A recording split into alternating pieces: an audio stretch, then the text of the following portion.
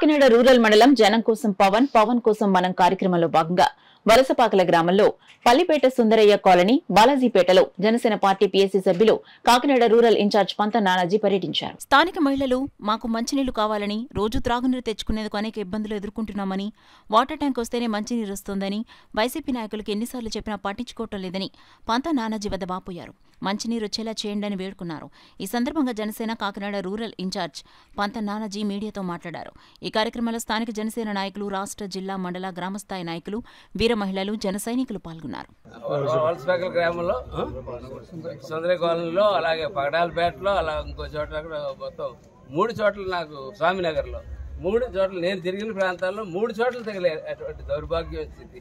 ఇటువంటి దౌర్భాగ్య స్థితి పాకిస్తాన్, బంగ్లాదేశ్ అలాంటి చిన్న చిన్న దేశాల్లో కూడా ఎక్కడైనా ఉన్నదా?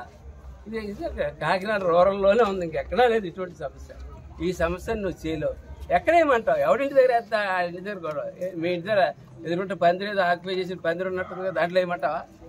చెప్పు, ఎక్కడేమంటావు? ఏదో పరిష్కార మార్గం నువ్వు చూపించమని చెప్పి నేను స్థానిక ఎమ్మెల్యేని అడుగుతా ఉన్నాను.